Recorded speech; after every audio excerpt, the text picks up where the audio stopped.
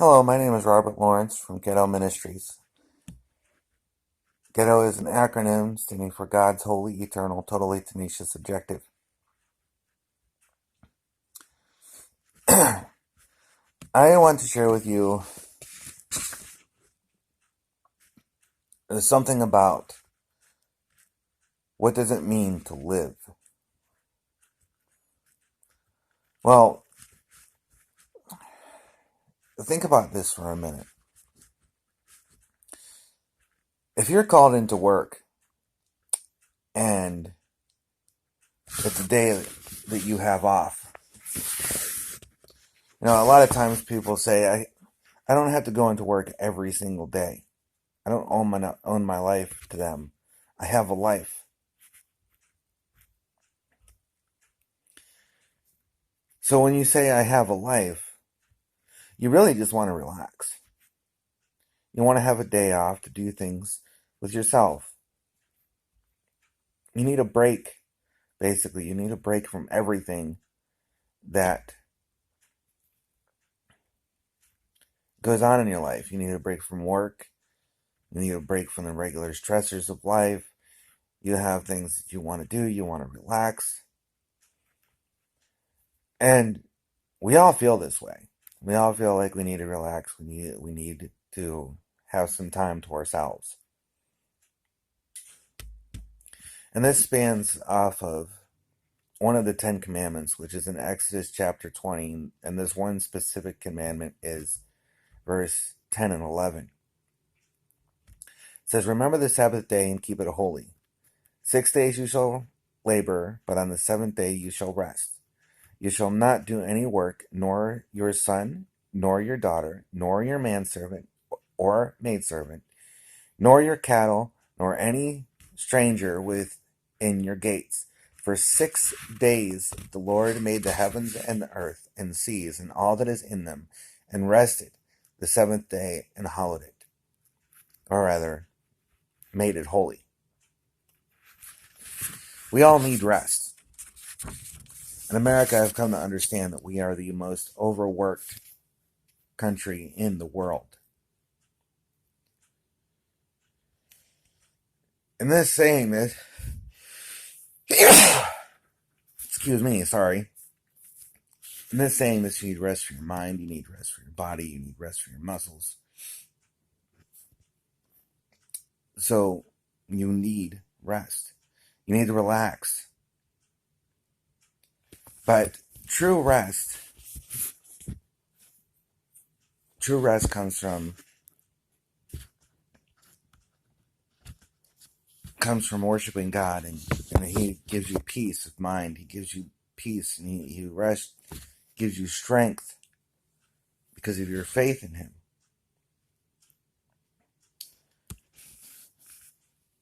I had a person in my life who claims to be a good Christian, and I will admit they do have faith in God and do believe what God says. However, when it comes to work, if the person is called into work on a Sunday or on Saturday, which is actually the Hebrew word for Sabbath, which pronounced in Hebrew is Shabbat, which is the same thing. But if she's called into work, she'll go to work saying that we all need to work. But there's times when God should be more important than work.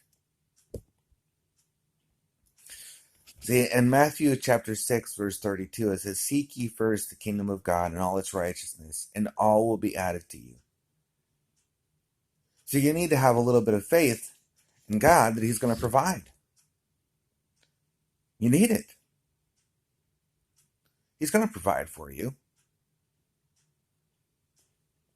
"I will provide you all my riches and glory according to Christ Jesus," is the scripture, as it is written.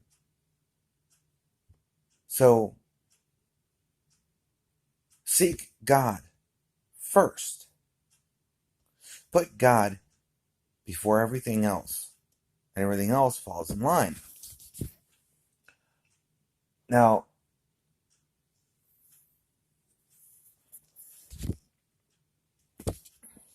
because we need to take into another consideration something Jesus also said in Matthew chapter 6, but this is verse 25.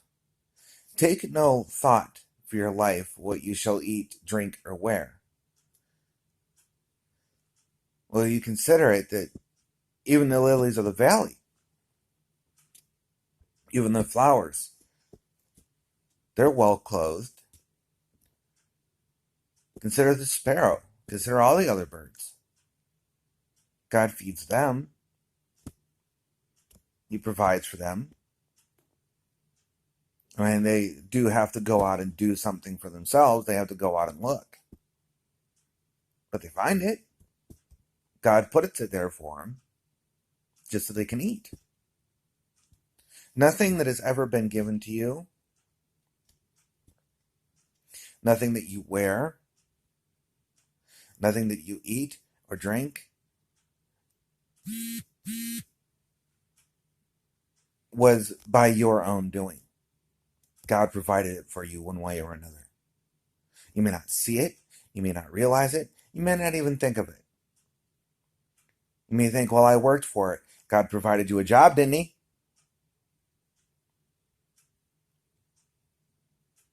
I mean, hello, God provided you a job. He gave you the hours to work.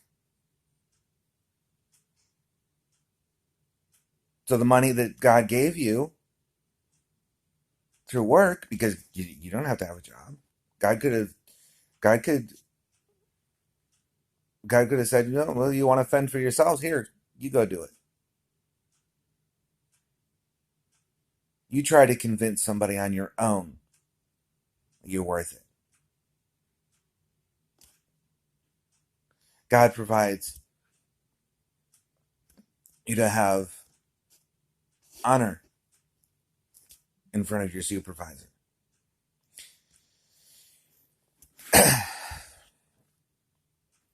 So as a verse in Matthew chapter 6, verse 26. So we should consider this, that the birds of the air do not sow nor reap, and God feeds them.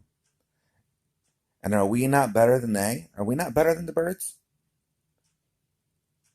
God created us by his own two hands, breathed into us the breath of life. So if you want to consider, that everything you do is on your own, God, and if you want to consider that God created the birds, he spoke them into existence.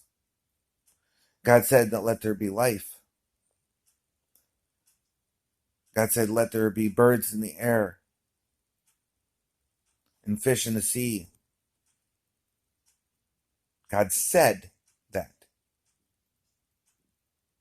But then God said, let us create man in our image and in our likeness. So God created man in his image. He molded us from clay or dirt, depending on which translation you have. If you dig deep enough in the dirt, you will find clay.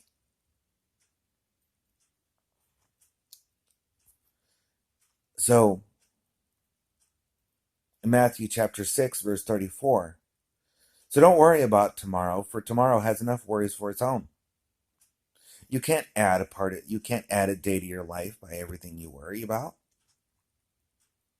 The Bible says that our life is but a mist or a fog. It is here one moment and gone the next. We're not promised tomorrow. So don't worry about anything. Granted, we are human and I worry about things too, so don't take me into saying that you shouldn't ever worry, because we're human beings, we're going to worry. But this should not alter our faith in God.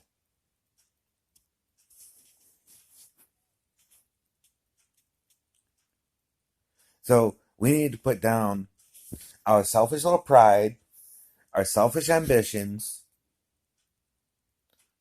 We need to put all that down so we can live the will of God.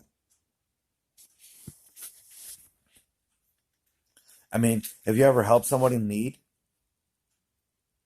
that you felt so good at it that you were feeling fulfilled, you were feeling truly happy? So, yeah, sometimes the things you do might be a willing or a personal sacrifice.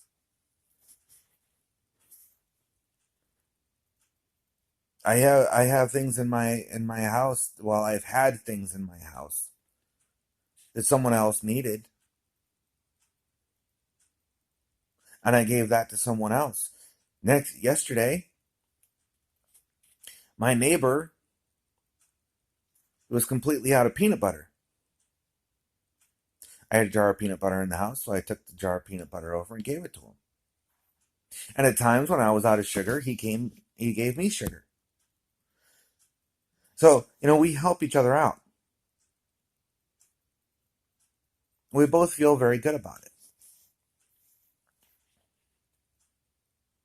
So sometimes when you give things that you really can't afford to give, but you give it anyway because you know the person needs it more than you do, you may not be happy about it at the moment,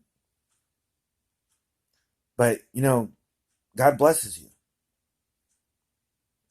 in one way or another. He blesses you. He'll take care of your needs.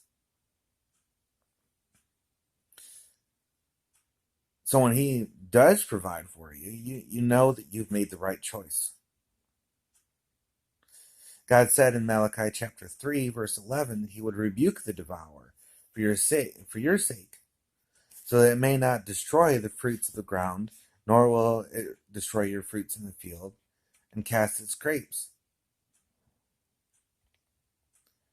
So I have to say this. There's a difference between God said he was going to rebuke the devourer when you gave. See, if you read all of Malachi chapter 3, verse 11, you will find out that the Israelites were stealing from God. They were not giving the full 10% of their income. Now, if you want to know how to figure out what's 10% of your income, take your paycheck, remove the very last number on the right hand side, and move the decimal point over one. If that number is above 5, if the number is above 0,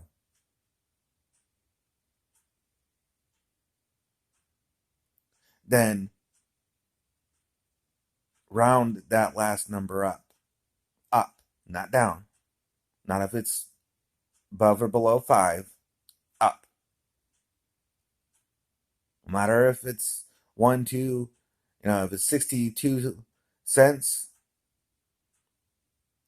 and you remove the 2, move the decimal point over, you make that 6 or 7.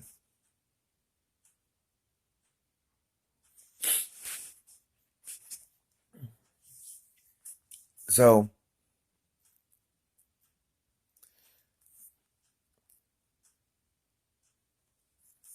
there are times when you can go to a church.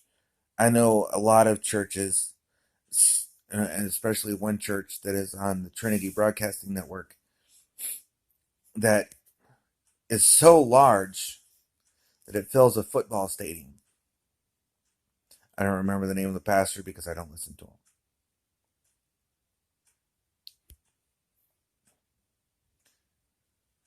The first time I heard that person preach, I felt like he was just tickling everyone's ears. So ever since then, I never listened to him. I don't even know his name.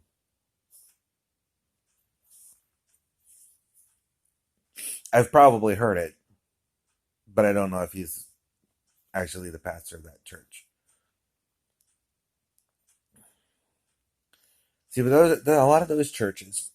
There are a lot of churches that have a great amount of prosperity, but sometimes that church may be so well off because they're keeping money for themselves. Not every church is like that. Some churches actually get quite an excessive amount of money because they give. They give and give. And God rebukes the devourer and supplies more of the needs according to what the church is needing. But if they're hiding it and they're only getting it for selfish gains, see, here in America, people don't just automatically hand out money. I have I have noticed a great amount of people do not just hand out money to people in need. You either have to fill out some kind of form saying what kind of income you have, or whatever. But and it's probably for accounting reasons. And people of the members of the church, if the church doesn't tell them what they need, nobody just gives the money out. They don't give it out for their own free will. They have to have a purpose.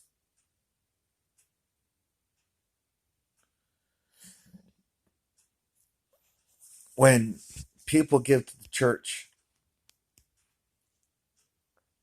because they want to help that church flourish, they want to help that church get better, they want to help that church grow, they want to help that church help other people who are in need.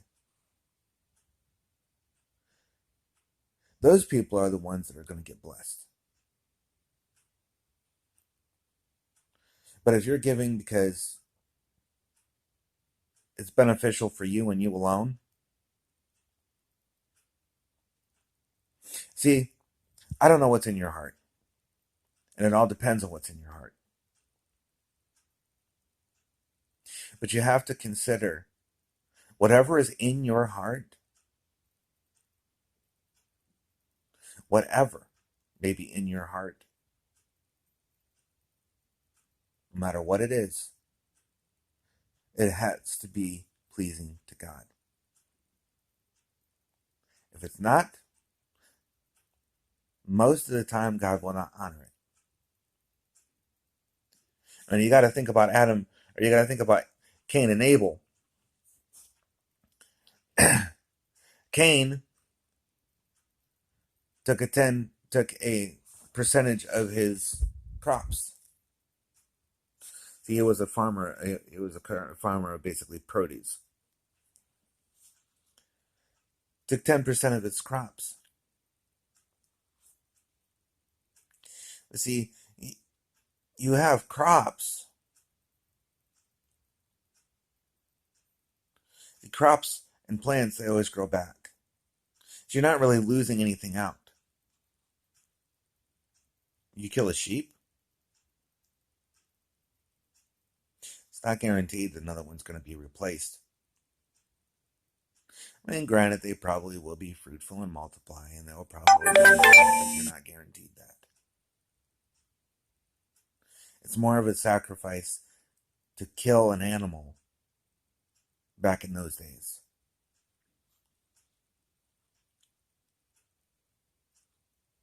But you do it because you know it's right.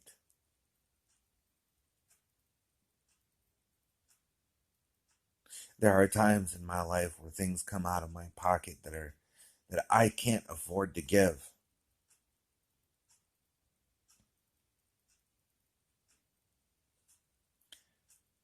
But I do it anyway. Because I know if somebody is completely broke, like I am sometimes, if someone is completely broke and I'm not at the time, they need that money more than I do. Granted, sometimes it actually puts me in the hole in my bank account, but I get things provided back to me later. Sometimes it's not in my heart's not in the right place, and I don't get it back. But I just kind of shrug my shoulders, whatever.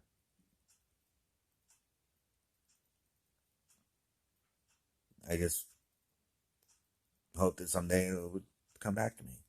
But it doesn't matter. Because the Bible says, store up your treasures in heaven.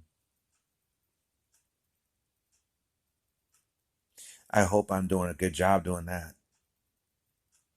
I don't know if I am or not, but I hope I am. So,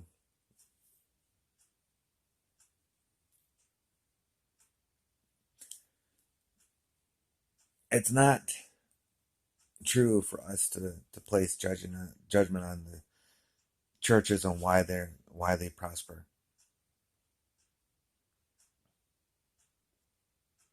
See, I can't say anything about the good the what happens to why the churches have a a brand new Mercedes or a brand new Ford F-150 or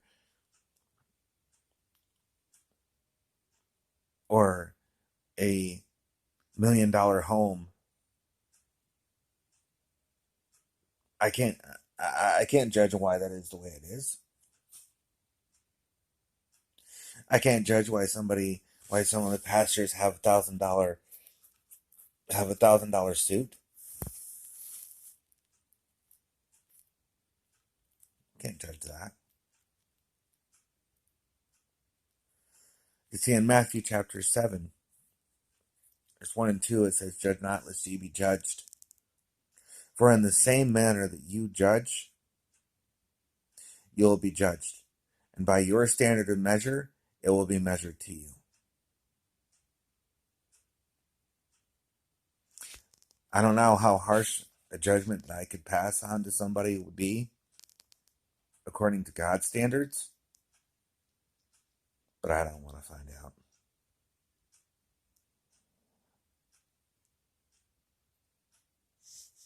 So,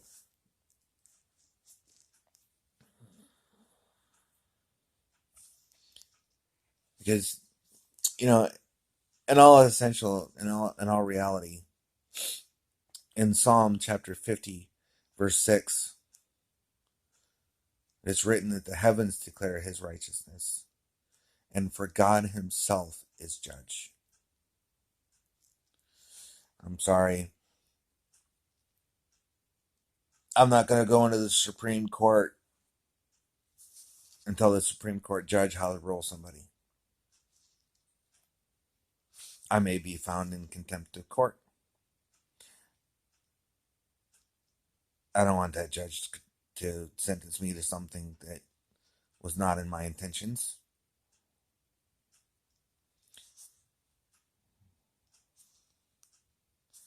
So we ought to do what God wants.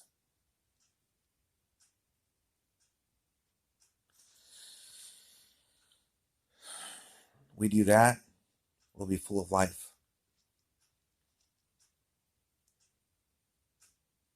We will be living, be happier. Because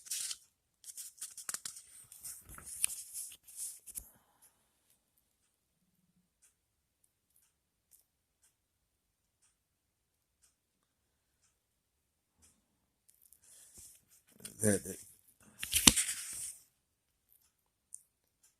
I just would rather God be the judge.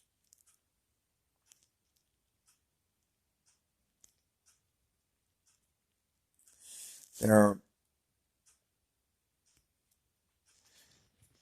so I just want to have I want to have the life that God can provide for me.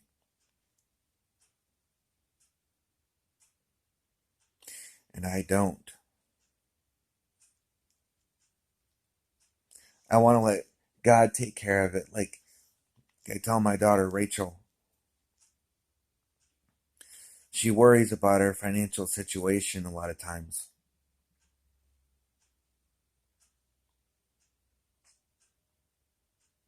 She worries about what we have and what we can afford and what bills are going to get paid. She's a child. She doesn't need to worry about that. That's my responsibility as a parent. So, an aspect is God being the father.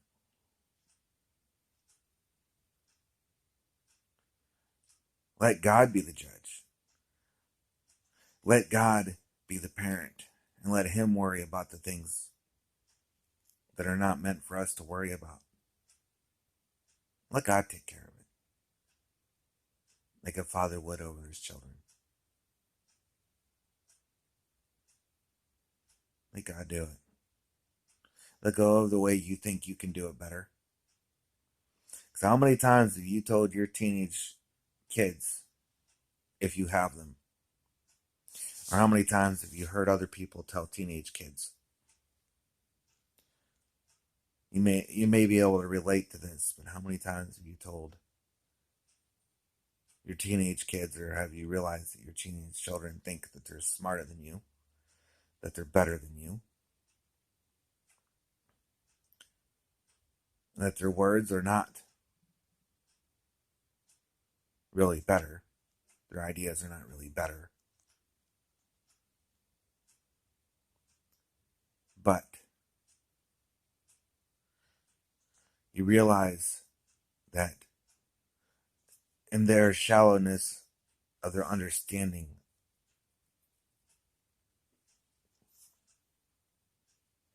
you realize that they're only speaking out of the experience that they have.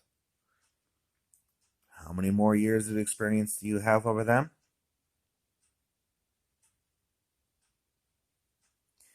Exactly. How many years of experience does God have over us? He knows the right thing to do. So let go and let God. This is me signing off. If you wish to subscribe, if you know how to do so, go ahead. And I will talk to you later.